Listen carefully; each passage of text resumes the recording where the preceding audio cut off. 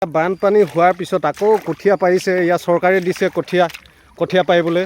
ইয়াৰ ৰুবুল বৰা একদম হিৰোৰ দৰে গৈ আছে। এয়া কঠীয়া পাৰি আছে।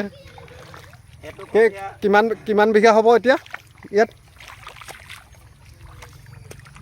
8 বিঘা 9 বিঘা মান কঠীয়া পৰা হৈছে বৰ্তমান। 8 বিঘা 9 বিঘা। যিখিনি মানুহ ডুবি গৈছে কঠীয়াটো সকলোৱে লৈ যাব পাৰিব হয় নাই? আৰু নিজৰ কাৰণেতো খিনি নাই বাৰু, নিজলৈও পাৰিছোঁ, ৰাইজলৈও পাৰিছোঁ, চৰকাৰ আছোঁ। যাক যেনেকৈ লাগে নিগম এলেকাৰ মানুহে নব পাৰিব আৰু নিগম এলেকাৰ বাহিৰে কলাখোৱা লেজাইলেও যাবগৈ চাগে। এইটো অফিচৰ বস্তুটো, যাক দৰকাৰ হয় তাৰ কাৰণে দি দিয়া হ'ব। কি কোৱা? কষ্ট হয় আৰু ৰাইজৰ কাম কৰিলে উপায় নাই। বদনামটো গাবই আৰু ৰাইজে পাছত। আমি ভাগত নেপালোঁ বুলি যাতে ক'ব নোৱাৰে। সেইকাৰণে 6 বিঘা 7 বিঘা এয়া গোটেই মাটিখিনি দেখা দিছোঁ। এয়া চাৰিওফালে, সেইফালে বগৰী গছ আছে, কচু গছ আছে। এয়া এই গোটেই এলেকাটা কঠীয়াই হ'ব, গোটেই এলেকা কঠীয়াই হ'ব।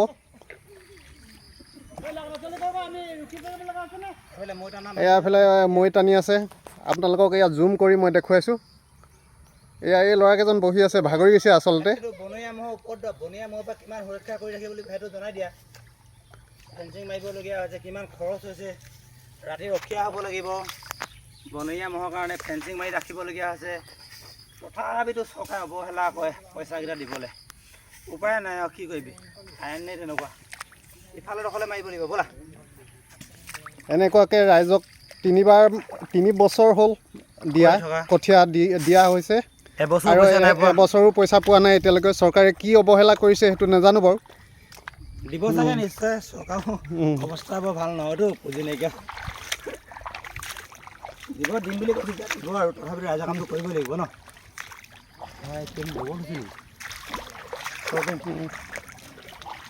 এয়া এইটো কঠীয়াটো হ'ল তোমাৰ কঠীয়াটো দেখাই দিয়া, ৰঞ্জিত কঠীয়া হয়। ইয়াৰ গাছ ধুনীয়া হৈ আছে, সুন্দৰ গাছৰ কঠীয়া। আপোনাৰ সৰহকৈ পৰা হৈছে ধুনীয়াকৈ। অকলে নহয়, বহুত মানে আমাক সহায় কৰিছে। সকলোৱে সহায় সহজ। লগত কাষতে আছে ভেন্দিবাৰী। ভেন্দি খাব পৰা হৈ আছে ধুনীয়াকৈ। বানপানী আহিছিলে, বানপানী আহিলে যদিও ভেন্দিটো নমৰিলে আৰু।